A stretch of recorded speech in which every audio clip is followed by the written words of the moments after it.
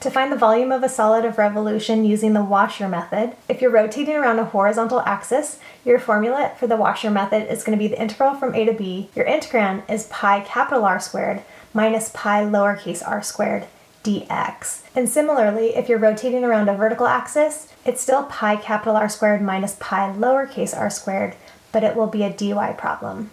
Okay, for these examples, we're going to set up but not evaluate an integral expression that gives the volume of the solid generated when the area bounded by the given curves are rotated around the specified axis. For this problem, we have y equals the square root of x, y equals x squared, and we're rotating around the x-axis. So I drew out the curves, and you can see the shaded region. Since we're rotating around the x-axis, this is going to be a dx problem. So looking at this diagram, you can kind of see the washer. Anytime you have a gap in between the axis of rotation and the shaded area, it creates kind of like a hole in between there, and that's what creates the washer. Pi capital R squared, which is the area of the outer circle, minus pi lowercase r squared, which gives you the area in between the two circles. So now for washer method problems, you need to identify capital R and lowercase r.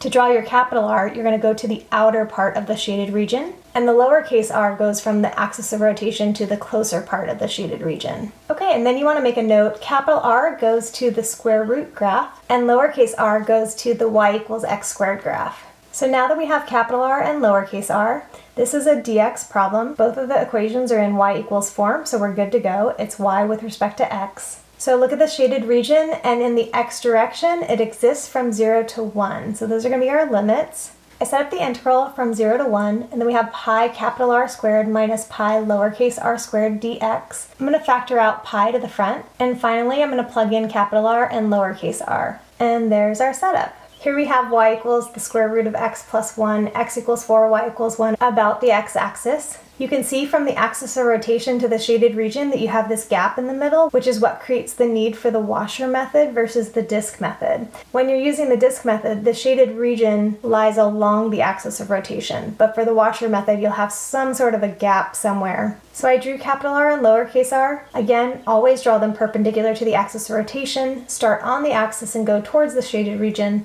Your capital R goes to the outer curve, and your lowercase r goes to the closer part of the shaded region. Capital R corresponds to the square root equation, and lowercase r goes up to the height of 1. This is a dx problem. In the x direction, the shaded region exists from 0 to 4. I already pulled the pi to the front, so then we integrate from 0 to 4, and it's going to be capital R squared minus lowercase r squared dx.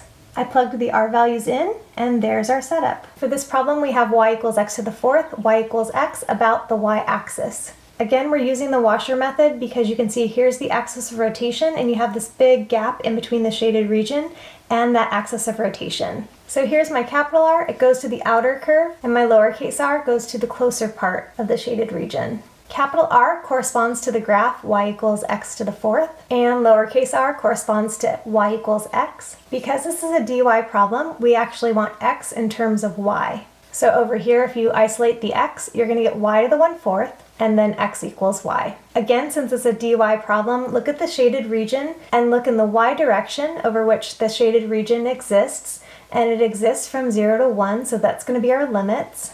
I pulled the pi to the front, you have the integral from 0 to 1, you have capital R squared minus lowercase r squared dy, and here's our setup. For this problem, I already have the graph for us, so I'm going to draw capital R and lowercase r. So capital R goes from the axis of rotation all the way towards the further part of the shaded region, and lowercase r goes from the axis of rotation to the closer part of the shaded region. You can see for capital R, it's actually a constant value. You could have drawn the capital R down here or way up high. No matter where you drew it, it's always a constant value 5. And lowercase r corresponds to the curve x equals y squared plus 1. It's already x in terms of y, which is great because this is a dy problem. Okay, I set it up, pi, and then integral from -2 to 2. You have capital R squared minus lowercase r squared dy. And again, you could rewrite this as 2 times pi and the integral from 0 to 2 because you have symmetry.